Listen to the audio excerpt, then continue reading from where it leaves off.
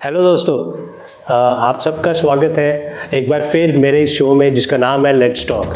तो आज अगर हम बात करें इंश्योरेंस की तो हमारे दिमाग में बहुत अलग अलग चीज़ें आती है। कहते हैं कि भारत की आज भी 60 से 65% की जो आबादी है वो अंडर इंश्योर्ड है या इंश्योर्ड नहीं है। तो क्या है ये इंश्योरेंस? क्या लाइफ इंश्योरेंस हमारे लिए बहुत ज़रूरी है?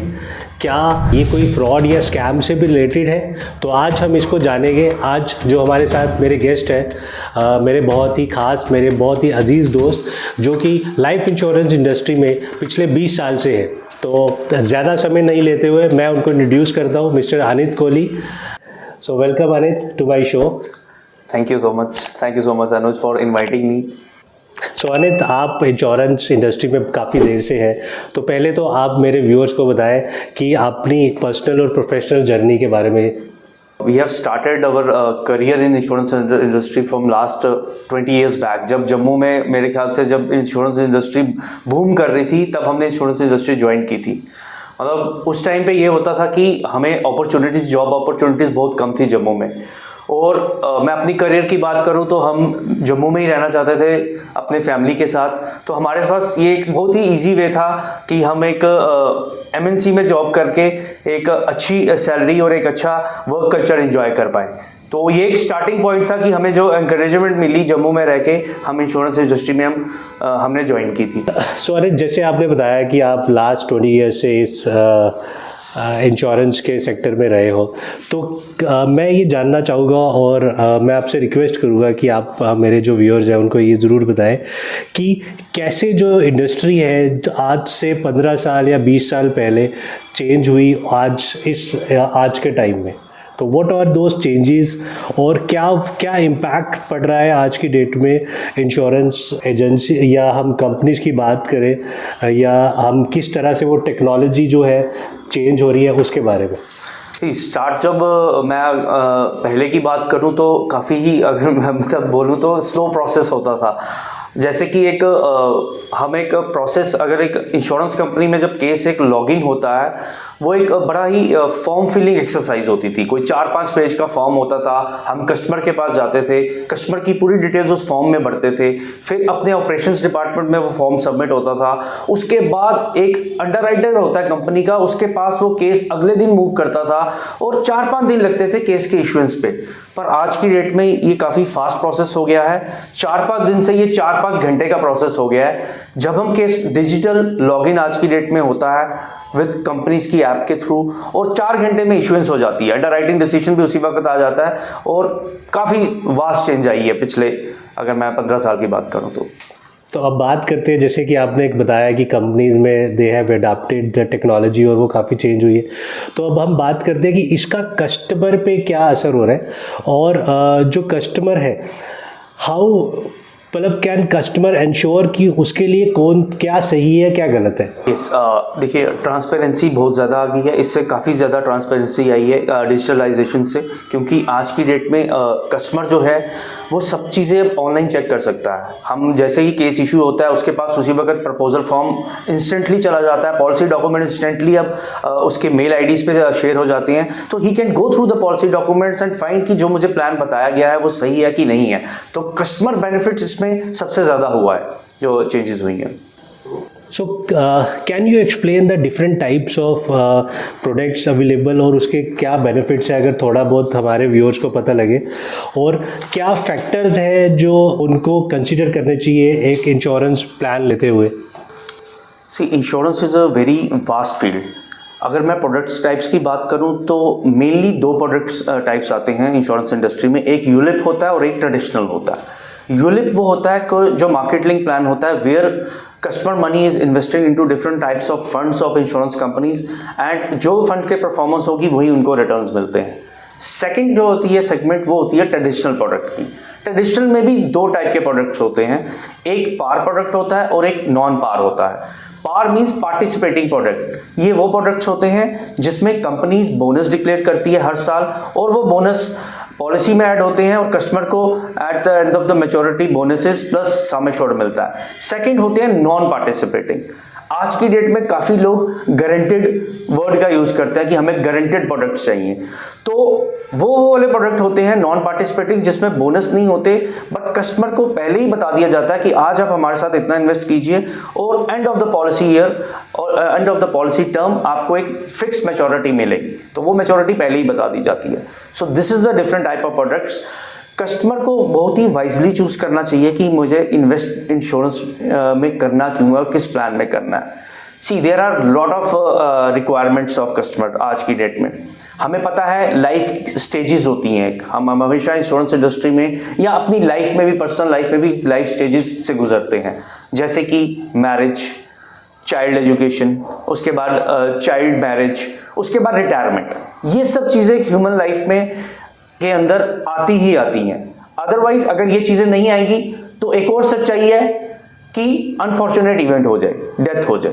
तो इन दोनों चीज़ों में हमें एक ऐसे प्रोडक्ट की ज़रूरत पड़ती है जिसमें हम फोर्सफुली एक इन्वेस्टमेंट करें, फोर्सफुली सेविंग करें, जो कि हमारे फ्यूचर को भी सिक्योर कर दे। So this is very important कि हम पहले तो सिलेक्ट करें कि हमें पैसा किसके लिए चाहिए और अकॉर्डिंगली हम अपनी सेविंग स्टार्ट करें। सो ये तो बात रही कि हम किस तरह से जो कस्टमर है कैसे वो सिलेक्ट कर सकता है कि उसको कौन सी पॉलिसी कब लेनी चाहिए। बट एक जो मेजर प्रॉब्लम देखी गई है और जो सुनी गई है क्लेम प्रोसेस के दौरान, काफ़ी लोग शिकायत करते हैं कि क्लेम में उनको दिक्कतें आती है। तो क्या वो फैक्टर्स हैं जो कस्टमर को पहले से ध्यान रखने हैं जिससे उनका जो क्लेम प्रोसेस है वो हमेशा स्मूथ रहे? सी क्लेम प्रोसेस आज की डेट में बहुत ही सिंप्लीफाइड प्रोसेस है, ये कुछ भी नहीं है। अगर हमने अपने प्रपोजल फॉर्म में सब कुछ सही मेंशन किया होगा, it takes only 2 weeks time, less than 2 weeks to settle a claim. अगर अर्ली क्लेम है मैक्सिमम 60 डेज, ये एक IRDAI का भी रूल है। 14 टू 60 डेज के अंदर हमें क्लेम सेटल्ड करना ही करना है हर कंपनी को। तो मेरा कस्टमर से हमेशा ये रहेगा, whenever you applying for an insurance policy in any company, don't hide any medical history of yourself or your family members। आप जो कुछ भी हैं अपनी हैबिट्स, वर्किंग हैबिट्स, सब कुछ मेंशन कीजिए, हेल्दी हैबिट्स जो भी हैं सब मेंशन कीजिए प्रपोजल फॉर्म में। क्लेम सेटल्ड में कोई प्रॉब्लम नहीं आती।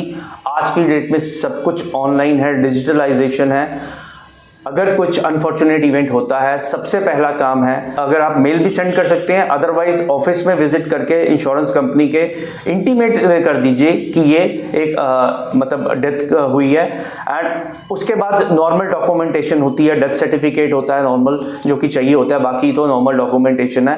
एंड इन केस ऑफ अगर कुछ एक्सीडेंट या कुछ है तो फिर पुलिस FIR होती है। उसके अलावा कुछ ज़्यादा क्लेम प्रोसेस नहीं है। अनित, आज भी ये कहा जाता है कि इंडिया में ऑलमोस्ट 60-65% की जो पॉपुलेशन है वो अभी भी अंडर इंश्योर है या कई लोगों का इंश्योरेंस भी नहीं हुआ है। तो क्या ऐसे चैलेंजेस हैं जो इंश्योरेंस कंपनीज को मार्केट में आते हैं ये, और वो किस तरह से इन चीज़ों को अडाप्ट कर रही है सो डैट कि हर एक इंसान, खासकर अगर हम अपने देश की बात करें तो every Indian should get insurance in some, और कभी ना कभी किसी ना किसी टाइम पे वो वक्त आए कि सारे के सारे जो हमारे पॉपुलेशन है वो सब इंश्योर्ड हो। Yes, you are correct. अभी भी मतलब अगर मैं बात करूं एज पर डाटा तो 30 out of 100 people are only insured in India, और जो वो 30 इंश्योर्ड हैं they are also less under insured. तो there is a lot of scope. See customer के पॉइंट ऑफ व्यू से अगर मैं बात करूं, आज एक्सेप्टेबिलिटी जो मार्केट में इंश्योरेंस की है वो उतनी कस्टमर की तरफ से भी नहीं है, वो प्रायोरिटी नहीं है इतनी कि मेरे को लाइफ इंश्योरेंस प्रोडक्ट बाय करना है। इसमें काफ़ी सेवरल फैक्टर्स हैं। मैं हमेशा मतलब अपनी टीम या जो भी यंगस्टर्स जो भी मतलब कोई कैरियर भी देखना चाहते हैं इस इंडस्ट्री में, उनको ये बोलता हूँ कि be transparent to your customers, whatever the plan features and product जो भी है उसको एक अच्छे तरीके से बताओ।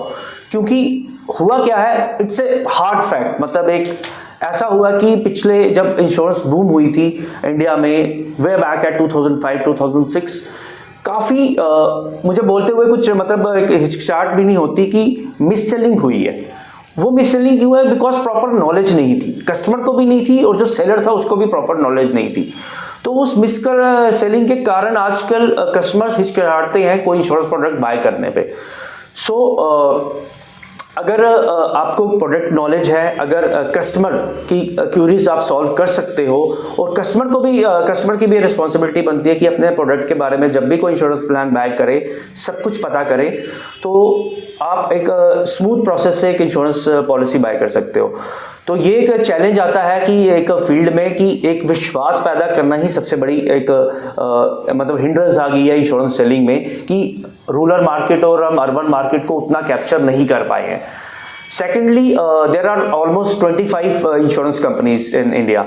सो जो रीच है, हालांकि पिछले मैं 4-5 साल की बात करूं, काफ़ी डिस्ट्रीब्यूशंस बढ़ी है। बैंक्स के थ्रू इंश्योरेंस सेल होती है आज की डेट में, एजेंसी चैनल्स हैं, मतलब और भी काफ़ी चैनल्स हैं जहां पर इंश्योरेंस सेलिंग होती है। तो most probably in the coming years की गवर्नमेंट की तरफ से भी इंश्योरेंस सेक्टर में काफ़ी बूस्ट आ रहा है, तो ये प्रॉब्लम कैटर हो जाएगी। जैसे अभी आपने अपनी इस बात में बताया कि आप अपनी टीम को एडवाइस करते हैं, तो मैं ये जानना चाहूँगा कि जो अभी यंग एस्पिरेशंस है लोग हैं, या जो यंग ग्रेजुएट्स हम बात करें, तो जो अपना कैरियर देखते हैं इंश्योरेंस में, तो क्या आपकी सजेशंस हैं उनके लिए, और क्यों वो इस कैरियर को कंसिडर करें कि एज ए इंश्योरेंस में मैनेजर और कोई भी पोजीशन में आने के लिए? यंगस्टर्स को तो मैं स्टार्टिंग से यही एडवाइस, मतलब जो भी मेरे टीम मेंबर्स होते हैं या जो भी ये वॉच कर रहे हैं, उनको यही बोलना चाहता हूँ कि it is a vast field, और आने वाला टाइम जो है वो इंश्योरेंस इंडस्ट्री में और बूम लेके आएगा। जैसे कि अभी आपने पीछे देखा है कि हमारे फाइनेंस मिनिस्टर ने भी इस मंथ अनाउंस किया है कि FDI जो है 100% इंश्योरेंस सेक्टर में आएगी। FDI means foreign direct investments. जो फॉरेन का पैसा है, जो फॉरेन की कंपनीज हैं, वो डायरेक्ट इन्वेस्ट करेंगी इंश्योरेंस कंपनीज में इंडिया में। इससे कॉमन मैन का ये फायदा होगा कि एक तो ज़्यादा से ज़्यादा इंश्योरेंस कंपनीज आएंगी। कॉमन मैन का फायदा है, उनको जो प्रोडक्ट है वो बहुत ही मतलब एक रीजनेबल और अच्छे रेट में मिलेगा। कंपटीशन जहां होगा वहां पर कस्टमर का ही बेनिफिट ज़्यादा होगा। और अगर मैं जॉब क्रिएशंस की बात करूं, करियर्स की बात करूं, अभी 25 कंपनीज है जैसे मैंने पहले बोला, ये कंपनीज आने वाले टाइम में और ज्यादा आएंगी। Job creations will be huge in insurance industry for in next 5 years। तो इस FDI ने एक तरह से और बूम ले आया है इंश्योरेंस इंडस्ट्रीज में, और आने वाला टाइम जो है दैट इज फॉर जो इस सेक्टर में है, they are in the right place, और जो आना चाहते हैं, अपना करियर बनाना चाहते हैं, they will be more secure and growth part will be huge in this industry. और मेरी एडवाइस सबको यही रहती है कि be transparent to your customers, because while selling a product we are associating with the customer for a long period of time.